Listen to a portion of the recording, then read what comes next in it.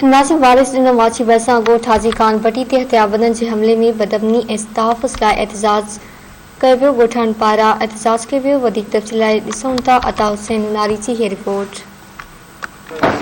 कटोर बिरादरी जे हथियारबंदनि अची फायरिंग करे भत्ते जे लाइ धमकियूं ॾिनियूं। ॻोठाणनि जो इन सिलसिले में एहतजाज आहे। अचो त उन्हनि खां पुछूं त उहे छा था चवनि। मिलियो नफ़री बीबी असांजी नफ़री मां पाण बि हिते पहुतो आहियां। असल में हिते बेसिकली कबाइली जहिड़ो हले पियो जलपाणी ॾाणी ऐं कटोर बिरादरी। पोइ जेके हिननि भट्टी साहिबनि जूं ज़मीनूं आहिनि हिननि सां गॾु जलपाणी बि आहिनि। पोइ इन ॾाओ आया आहिनि त शायदि जलपाणी ज़मीन आबाद था कनि असांजे पाण में हिकिड़ो जहिड़ो हलंदड़ आहे।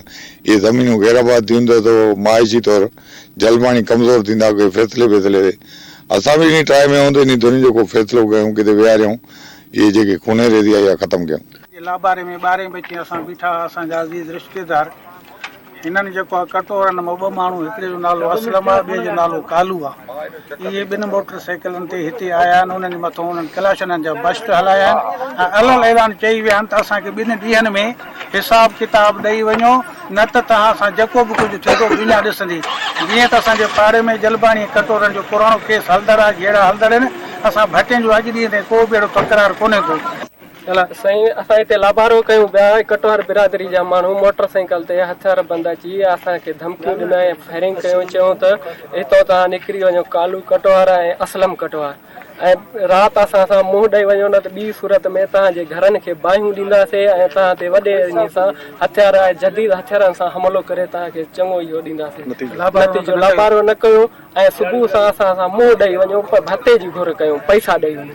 ईअं न थी त निकिरी वञो कमकार न कयो ज़मीन छॾे वञो ऐं तव्हांजा जेके ॾेरा जा साड़ियूं आहिनि इहे बि साड़ींदासीं जे मुंहुं न ॾींदव असां सां पैसा ॾेई न इहे न कंदो।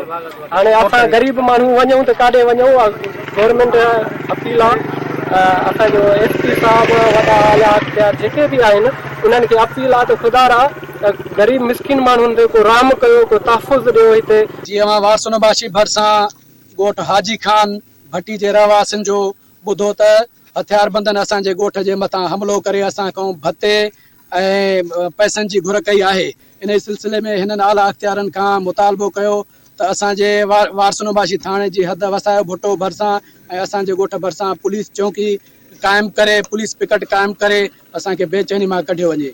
अता हुसैन नुनारी धरती TV वारसुनबाशी।